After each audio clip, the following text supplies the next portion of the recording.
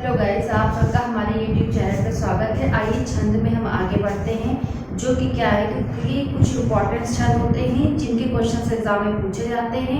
बाकी भेद आप लोगों को हम बता दिया था छंद के कितने पार्ट्स होते हैं, और उसमें क्या है कि कुछ छंद जो है आप लोगों के एग्जाम के लिए उपयोगी हैं और कुछ जो है नहीं आते, उससे क्वेश्चन नहीं पूछे जाते हैं। तो जो बहुत ज़्यादा उपयोगी हैं जिनसे क्वेश्चन आते हैं तो उनके बारे में हम देखते हैं। चलिए, सबसे पहले क्या है कि हम चौपाई छंद को देखते हैं, जो कि क्या है सममात्रिक छंद है।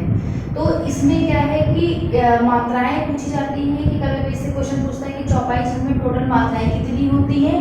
तो इसके जो भी 4 चरण होते हैं, छंद के 4 चरण होते हैं, चारों चरणों में क्या होता है कि 16-16 मात्राएं होती हैं। 16-16 मात्राएं होती हैं सारे में, जो भी चौपाई का छंद आपका दिया होता है उसमें 16-16 मात्राएं होती हैं। और क्या होता है कि इसमें ध्यान देने वाली बात है, ये किस प्रकार का छंद है, सममात्रिक छंद है। क्यों? क्योंकि 16-16 मात्रा यानी सममात्रिक हो ही जाएगा। फिर उसके बाद में एक चीज और ध्यान में रखते हैं कि इसके अंत में क्या होता है, जगड़ और क्या कहते हैं, तगड़ नहीं होता है। इसके अंत में जगड़ और तगड़ नहीं होता है। इसको समझना होगा कि जगड़ और तगड़ क्या है। इसकी हमने जैसे कि 8 गढ़ आप लोगों को बताए थे, उनकी मात्राएं भी बताई थी। तो उन्हीं के हिसाब से जो है इसमें जो बोला गया है, जो चौपाई में आपकी चौपाई दी रहेगी एग्जाम्पल में, तो उसमें क्या होगा कि लास्ट में जगड़ और तगड़ नहीं आना चाहिए। यानी कि जगड़ और तगड़ का मतलब ये होगा 1 to 1 और इसका रहेगा 2 to 1। इस तरीके से नहीं होना चाहिए। या तो आपके लघु होंगे, अंत में 2 गुरु हो सकते हैं, या फिर 2 लघु आ सकते हैं। जैसे मान लीजिए यहाँ पर ये दिया हुआ है, अंत में या तो फिर 2 लघु ही हो या फिर 2 गुरु हो। इस तरीके से हो सकता है, पर इस तरीके से जगड़ और तगड़ आपका नहीं आएगा। आइए इसका एग्जाम्पल हम समझते हैं कि उदाहरण क्या है, सुलसिय सत्यासीस। हमारी ये सबसे इजी एग्जाम्पल है, तो आप लोगों ने हर जगह देखा होगा और उसमें रामायण में भी पढ़ा होगा कि जो है चौपाई दी हुई है, ये बहुत ही अच्छा वर्णन दिया गया है। सुलसिय सत्यासीस हमारी पूजन मनोकामना तुम्हारी। जब सीता माता जाती हैं वाटिका में दुर्गा माँ की पूजा करने के लिए, और जब राम जी को देखती हैं तो वो क्या होता है कि उनके मन में भी भाव प्रकट होते हैं। तो वो माता जी से जो है दुर्गा माता की जो भी पूजा कर रही होती है सिया, वो क्या करती हैं, आराधना करती हैं माता जी से। तो वो माता जी आशीर्वाद के रूप में कह रही हैं कि हे सी, जो भी तुम्हारी अस्सी से जो मनोकामना है वो तुम्हारी पूरी होगी। तो वही दिया हुआ है कि सुनसिया सत्यासीस हमारी पूजे मनोकामना तुम्हारी। तो इसमें जो है हम मात्राओं को लगा करके देखते हैं कि कितनी मात्राएं कहाँ पे लगेगी। देखिए, अगर आपने ध्यान से पढ़ा होगा पहली क्लास में, तो उसमें आपका ह्रस्व स्वर और आपका लघु स्वर, वो क्या कहते हैं, दीर्घ स्वर और ह्रस्व स्वर और लघु मात्राएं, और आपकी वो क्या कहते हैं, लघु मात्राएं हो जाएंगी, और आपकी उसकी एक मात्रा वो क्या कहते हैं, दीर्घ मात्रा आपकी।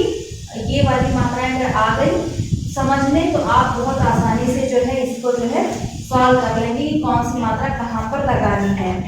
तो अब आइए हम देखते हैं कि इसके जो है मात्राएं किस प्रकार से लगाएंगे। तो सबसे पहले क्या करेंगे, देखिए यहाँ पे क्या है, एक छोटी मात्रा लगी है तो 1-1 आएगी। देखिए 1-1 यहाँ पर और 1 यहाँ पर आ जाएगी मात्रा। और यहाँ पर क्या होगा कि यहाँ पर क्या कहते हैं, यहाँ पर भी आपका इस तरीके से, फिर ये आपका आ जाएगा, ये ऐसी मात्रा लगेगी यहाँ पे, वर्णों के कारण लग रहा है यहाँ पर। फिर ये एक यहाँ पर, एक यहाँ पर। देखिए 16 हो गई है टोटल।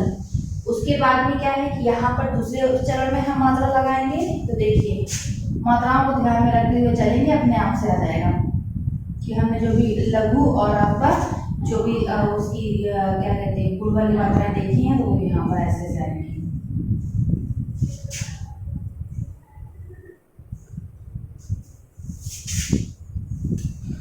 तो सारी चीजों का हमने ध्यान रखा।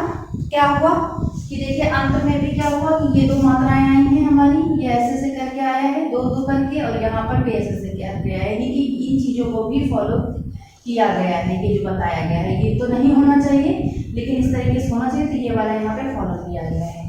तो अगर आपको मात्राएं लगानी आ जाएंगी तो कोई प्रॉब्लम ही नहीं होगी कि इसमें किस प्रकार से कौन सी मात्रा को लगाना है।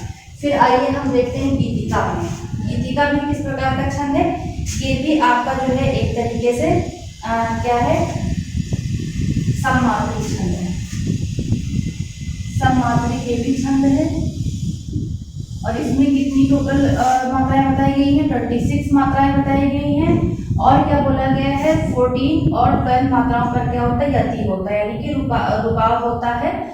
इसमें भी ये चीज है कि कहाँ पर रुकना है, जैसे इन चीजों का भी बहुत ध्यान में रखा जाता है, कहाँ पर ठहराव लेना है और कहाँ पर थोड़ा सा ठहर करके आगे बढ़ना है। तो इन सब चीजों को लेकर के भी बहुत ध्यान दिया गया है। तो इसीलिए बताया गया है कि 14 और 12 मात्राओं पर यति का होना अत्यंत आवश्यक है। इसके एग्जाम्पल को देखते हैं, गीतिका के एग्जाम्पल को। इसका एग्जाम्पल भी बहुत अच्छा दिया है, देखिए, हे प्रभु आनंददाता ज्ञान हमको दीजिए, शीघ्र सारे दुर्गुणों को दूर हमसे कीजिए। अब आइए इसमें भी जो है हम मात्रा लगाना देखते हैं। इसमें एक चीज और है कि इसके अंत में जो है लघु और दीर्घ दोनों होते हैं। अंत में लघु और दीर्घ दोनों मात्राएं आ सकती हैं। अब आइए इसकी मात्राएं लगाते हैं। जैसे कि हे दिया है तो आपका यहाँ से स्टार्टिंग ऐसे हो जाएगी, 2 मात्राएं, फिर 2 मात्राएं, यहाँ पर 1 मात्रा हो जाएगी, 2 मात्राओं का उपयोग कर दिया जाएगा। उसके बाद में जो है यहाँ पर भी देखिए इतना लगा है, 2 मात्राएं, फिर ऐसे ऐसे 2 मात्राएं, फिर 2 मात्राएं, फिर 1 मात्रा, 1 मात्रा, 1 मात्रा, 2 मात्रा, फिर 2 मात्रा, छोटी की मात्रा लगी तो इसलिए 1 मात्रा और यहाँ पर भी 1 मात्रा। अब यहाँ पे गिनते हैं कितनी हुई, यहाँ पे 2 मात्रा हो गई और उसके बाद में जो है ये बढ़ाया था कि ये वाला किसमें आ जाता है हमारा, लघु मात्रा में 1 मात्रा होगी, यहाँ पर भी 2 और यहाँ पर भी 2। इसके बाद में जो है ये छोटियों की मात्रा है तो 1 होगी, यहाँ पे 2 मात्रा का उपयोग किया गया, 2 हो जाएंगी, यहाँ पर 2 और यहाँ पे 2 मात्राएं, यानी कि बड़ी यहाँ पे दीर्घ की बात की गई है तो यहाँ पर 2 आ जाएगी गुरु मात्रा, फिर यहाँ पर भी गुरु मात्रा और यहाँ पे लघु मात्रा, फिर यहाँ पे लघु और लघु, फिर 1 की मात्रा लगी है तो आपका आ जाएगा गुरु मात्रा। इसके बाद देखिए बड़ी की मात्रा लगी है तो आपका आ जाएगा गुरु मात्रा, छोटी की लगी है तो आपकी लघु, उसके बाद यहाँ पर ये आ जाएगा। तो इतनी चीज क्लियर हो गई। फिर अब हम आते हैं इस पे हरि गीतिका पे। तो हरि गीतिका भी क्या है, ये भी सममात्रिक छंद है। देखिए ये भी सममात्रिक छंद है, ये सारे सममात्रिक छंद हैं। इसमें कितनी मात्राओं की बात की गई है, 28 मात्रा, और इस पर यति कहाँ पर लेना है, 16 और 12 पर यति होना है। यही चीजें इसमें कुछ छोटे छोटे पॉइंट्स है, उसको ध्यान में रखेंगे तो अपने आप ही चीजें जो है क्लियर हो जाएंगी। फिर अब आते हैं इसमें जो है इसके एग्जाम्पल को समझते हैं। कहती हुई नो उत्तरा के नेत्र जल से भर गए, हिम के कड़ों से पूर्ण मानो हो गए पंकज नयन। बताइए कितना अच्छा दिया हुआ इसका विवरण। चलिए मात्राओं को गिनते हैं। का है चूंकि 1 है तो फिर क्या होगा, 1 हो जाएगा, यहाँ पर भी कुछ नहीं है तो 1 हो जाएगा। बड़ी की मात्रा लगी तो 2 मात्राओं का उपयोग होगा, छोटे की मात्रा लगी तो 1 बड़ी की लगी है तो यहाँ पर क्या करेंगे, यानी कि बड़ी ई बोलते हैं, बड़ी ई नहीं बोलते हैं, थोड़ा गलती हुई। बल्कि क्या है कि आमतौर पर पहले यही सिखा दिया जाता था, छोटा बड़ा छोटी बड़ी करके बच्चे सीखते थे, लेकिन ये नहीं शुद्ध इसका उच्चारण है, आ ई ऐसे करके बोलते हैं। तो इसके बाद में क्या हो, यहाँ पर भी क्या हो, 2 मात्राएं हो जाएंगी। यो है तो यहाँ पर भी 2 मात्राएं और यहाँ पर 1 मात्रा, यहाँ पे 2, यहाँ पर 2। उसके बाद में जो है आपका आता है यहाँ पे 1 होगी जाएगी, क्योंकि ये भी लघु में ही आता है। तो स्वरों का कहीं पर वो होता है, स्वरों या व्यंजन की बात आती तब 2 लगती है। यहाँ पर 1 2 हो जाएंगी, फिर 1 यहाँ पर 2 1 1 1, यहाँ पे 1 2, फिर आपका लघु मात्रा, फिर लघु मात्रा, उसके बाद लघु और दीर्घ मात्रा। मात्राओं को लगाना आप अगर वो पढ़ लेंगे कि हरस स्वर में कौन कौन किस प्रकार से मात्राएं लगती हैं, दीर्घ में किस प्रकार की मात्राएं लगती है, आसानी से लगा लेंगे। कोई भी एग्जाम्पल आता है आसानी से कर लेंगे। 1 मात्रा दीर्घ, फिर 1, फिर दीर्घ, फिर दीर्घ, फिर उसके बाद में दीर्घ मात्रा, और यहाँ पर भी दीर्घ, यहाँ पर भी दीर्घ, यहाँ पर भी दीर्घ, यहाँ भी दीर्घ, यहाँ 1 1 और यहाँ पर भी दीर्घ आएगा, यहाँ 1 1 और यहाँ पर 1 1 दीर्घ, ऐसे हो जाएगा। तो ये चीजें जो है मात्राओं को लगाना ज्यादा आप लोगों को समझ में आना चाहिए और मात्राओं को गिनना आना चाहिए कि यहाँ इस प्रकार से एग्जाम्पल आपको कोई भी दे देंगे, उसमें से कहा जाएगा कि इनकी मात्राओं को गिनकर बताइए कौन सा दोहा है, दोहे की पहचान करिए। और पूछ लेता है कि इस प्रकार से नाम दे दिया गया कि हरि गीतिका किस प्रकार का आपका छंद है, या फिर चौपाई किस प्रकार का छंद है, सममात्रिक है या अर्ध सममात्रिक है, ये सारी चीजें पूछ ली जाती हैं। तो आप लोग को इतनी चीजें समझ में आ चुकी होगी। अब आइए हम आगे के देखते हैं। रोला छंद, इसमें क्या है, कितनी मात्राएं हैं, 24 मात्राएं हैं टोटल। 13 मात्राओं पर क्या है, यति होता है, यानी कि 13 मात्राओं पर जो है यति ऊपर आता है, यति का होना अत्यंत आवश्यक है। उसके बाद में जो है एक चीज और है जो क्वेश्चन इसमें आ जाता है कि इसे काव्य छंद भी कहते हैं। रोला रोला को एक नाम से और जानते हैं, काव्य छंद के नाम से। अगर क्वेश्चन आ जाता है कि वो कौन सा छंद है, तो रोला छंद ऐसा है जिसे काव्य छंद कहते हैं। आइए इसका एग्जाम्पल करते हैं। निध नव लीला ललित ढानी गोलो आजिर में।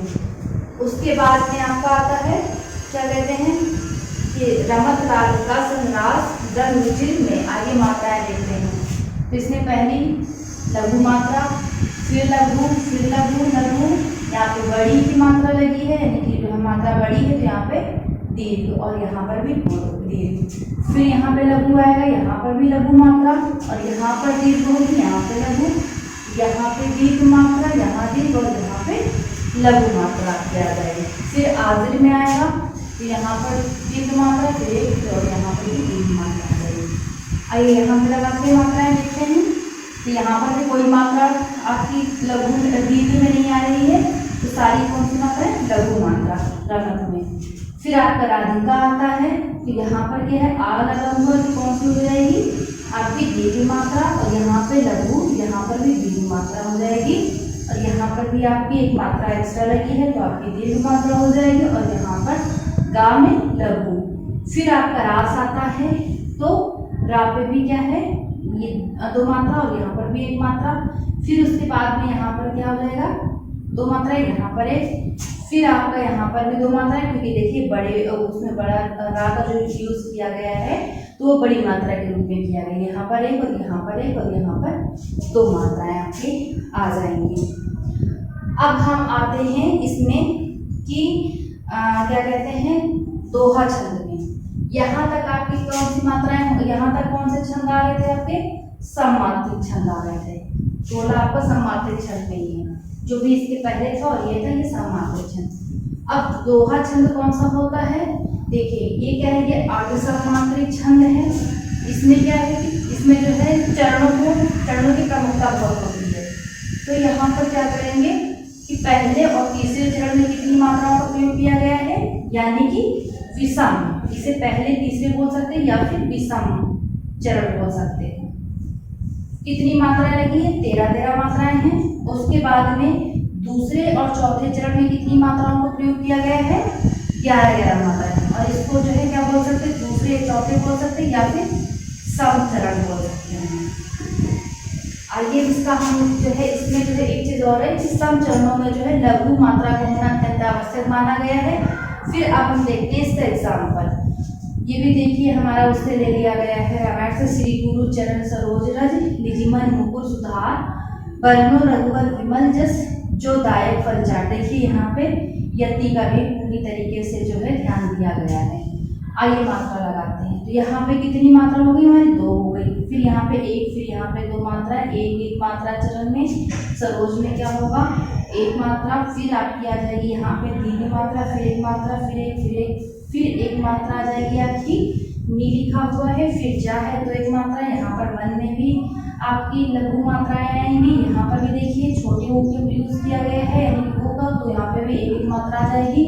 फिर आपका यहाँ पर 1 मात्रा, यहाँ पे दीर्घ मात्रा और यहाँ पर 1 मात्रा। अब आइए यहाँ पे 1 मात्रा, फिर यहाँ पर दीर्घ मात्रा, फिर 1 मात्रा आ जाएगी। रघुवर पे भी 1 मात्रा, फिर यहाँ पर भी 1 मात्रा, फिर यहाँ पे विमल ऐसे हो जाएगा। फिर जस में भी 1 मात्रा लगेगी, यानी कि लघु मात्रा जो पे क्या है कि दीर्घ मात्रा का उपयोग किया गया है तो दीर्घ हो जाएगा। फिर यहाँ पे दीर्घ, फिर ऐसे उसके बाद में फल पे भी ऐसे रहेगा, 4 पे आगे मात्रा लगी है देखिए, और ये चीज ध्यान दीजिए लास्ट में लघु आया हुआ है, जो कि बताया गया है कि लास्ट में लघु का ना वसैक होता है। फिर आपका आता है सोरठा छंद। इसमें क्या है, ये भी अर्धसमात्रिक छंद है। क्वेश्चन ऐसे पूछ लेते हैं कि बताइए कि दोहा किस प्रकार का छंद है और आपका ये सोरठा किस प्रकार का छंद है। तो इन चीजों को लेकर के चलते हैं, समझ करके कि अर्धमात्रिक है, सममात्रिक है। फिर इसमें एक चीज और है, ये एक दूसरे को जो है दूसरे तो उल्टा होते हैं। जैसे कि उसमें देखिए 13 मात्राएं पहले और तीसरे चरण में आई है, विषम में आई है, और यहाँ पर क्या है कि पहले और तीसरे चरण में क्या है कि 11 मात्राएं आई हैं। फिर उसके बाद में जो है दूसरे और चौथे चरण में क्या है 13 मात्राएं। ठीक इसी का आपका उल्टा ये कर दिया गया है। फिर आपका इसका एग्जाम्पल आता है, मुख होई वाचाल पंग चढ़े गिरिवर गहन, जासु कृपासु दयालु द्रहो सकल कलिमंद है। आइए इसमें मात्राएं लगाना सीखते हैं। सबसे पहले इसमें क्या है कि ऊ की मात्रा लगी है, तो 2 मात्राएं, फिर 1, फिर यहाँ पे आपकी कौन सी आ जाएगी मात्रा, दीर्घ मात्रा आ जाएगी। और उसके बाद में जो है कोई लिखा हुआ है, तो यहाँ पर जो है क्या कहते हैं कि कोई पर भी आपका क्या आ जाएगा, इसमें कोई पर भी आपकी ये मात्रा आ जाएगी, एक मात्रा का प्रयोग किया जाएगा। फिर आपका यहाँ पे दीर्घ मात्रा और यहाँ पर भी 1 मात्रा। फिर इसके बाद में पंगु पे भी 2 मात्राएं, क्योंकि 2 मात्रा का प्रयोग किया गया। फिर यहाँ पे 1 मात्रा लघु मात्रा है, यहाँ पर 1 मात्रा, फिर यहाँ पे दीर्घ मात्रा का प्रयोग हुआ, फिर 2 मात्रा का उपयोग किया गया। यहाँ पे चुकी की मात्रा लगी है, तो 1 मात्रा है। गिरवर में भी 1 मात्रा आ जाएंगी, फिर गहन में भी 1 मात्रा। आइए यहाँ पे देखते हैं, देखिए 4 पे 2 मात्राएं लगी हुई हैं, R साथ में लगा हुआ है, तो यहाँ पर क्या हो जाएगा दीर्घ, फिर 1 मात्रा। फिर यहाँ पर इधर का लगा हुआ है, तो आपका यहाँ पर जो है क्या कहते हैं 2 मात्राएं आ जाएंगी, वहाँ पर भी 2 मात्रा, यहाँ पे 1 मात्रा, फिर यहाँ पे 2, और यहाँ पर भी क्या हो जाएगा 1 मात्रा को उपयोग किया जाएगा। यहाँ पर भी क्या है कि आपका 2 मात्रा, 1 और फिर 1, फिर उसके बाद में सकल में भी 1 आ जाएगा, और यहाँ पर भी लघु मात्रा, फिर यहाँ पर और यहाँ पर भी, और ये ऐसे आपका हो गया कंप्लीट सोरठा तक। यहीं तक क्वेश्चंस आपके ज़्यादा पूछे जाते हैं सोरठा तक। और उसके बाद में क्या है कि जो भी आपके कुछ जैसे आपका ये हो गया उलाला हो गया, छपर हो गया, कुंडलिया हो गए, ये जो हैं तो इनको जो है आप लोगों को हम जब प्रैक्टिस करवाएंगे तब बता देंगे।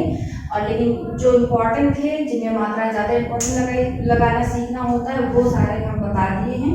इसके अलावा जो है कुछ इम्पोर्टेंट क्वेश्चंस हैं जो छंद से पूछे जाते हैं, उनको हम देख लेते हैं एक नज़र में। कि जैसे कि हम बता दें, इसको आप लोग नोट कर लीजिए, फिर स्क्रीनशॉट ले लीजिए। फिर हम कुछ क्वेश्चंस को बताते हैं जो इससे ज़्यादा पूछा जाता है, कुछ निकल आते हैं क्वेश्चन, जैसे कि रोला छंद को क्या कहते हैं, काव्य छंद कहते हैं। एक क्वेश्चन आपका यहीं से बनता है। बाकी हम बताते चले हैं कि जैसे कि जो भी 2 छंद है वो किस प्रकार का छंद है, अर्धसमात्रिक है या सममात्रिक है, इन चीज़ों को समझेंगे। आइए कुछ क्वेश्चन को समझते हैं। सबसे पहले क्या है कि छंदों की बात कहाँ मिली है, छंदों की जो है छंदों की उपस्थिति कहाँ पाई गई है, तो ऋग्वेद में पाई गई है। सबसे पहला क्वेश्चन आपका यहीं से निकल के आता है। छंदों की प्रमुखता सबसे पहले कहाँ मिली है हमें, तो ऋग्वेद में ही मिली है। तो एक क्वेश्चन आपका यहीं से बन जाता है कि छंद की सर्वप्रथम चर्चा कहाँ की गई है, छंद की चर्चा सबसे पहले कहाँ की गई है, ऋग्वेद में आपकी की गई है। उसके बाद में जो है दूसरा क्वेश्चन आपका वहां से लिख लेते हैं कि रोला छंद को जो है काव्य छंद भी कहते हैं, काव्य छंद कहते हैं। फिर इसके अलावा 1-2 क्वेश्चन और हैं, जैसे कि छपै को जो है, छपै छंद जो है इसे जो है अवधि का निजी छंद कहा जाता है। जो भी अवधि में रचनाएं लिखी जा रही है उसमें इसका प्रयोग किया जा रहा है, निजी छंद हो गया। और उसके बाद में एक क्वेश्चन आता है जो हम पहले भी बता चुके हैं, करवा भी चुके हैं कि छंद शास्त्र की प्रथम पुस्तक कौन सी थी। छंद शास्त्र की प्रथम पुस्तक का नाम था, प्रथम पुस्तक आपकी छंद शास्त्र की थी छंद सूत्र, छंद सूत्र या छंद शास्त्र, ये थी। उसके बाद में क्या है कि जिसके प्रणेता कौन थे, हम पहले बता चुके हैं कौन थे इसके प्रणेता, पिंगल, जिसके कारण क्या है, इसको क्या कहते हैं, पिंगल शास्त्र भी कहते हैं।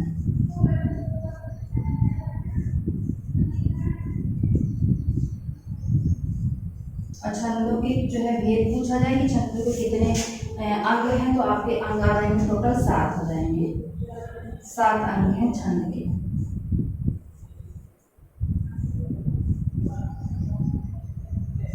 बस इतने से क्वेश्चन से तैयार कर लीजिए, इसके अलावा जो भी क्वेश्चन निकलते हैं बनते हैं वो आप लोगों को बता दिया जाएगा। और इसी का ही जो भी वीडियोस बनी है इस पे छंद पे सारी अगर आप लोग ध्यान से पढ़ लेंगे और एक बार देखेंगे तो अपने आप से समझ में आ जाएगा। तो ये टॉपिक यहीं खत्म होता है छंद का, आगे हम कल की क्लास में बताएंगे। Thank you.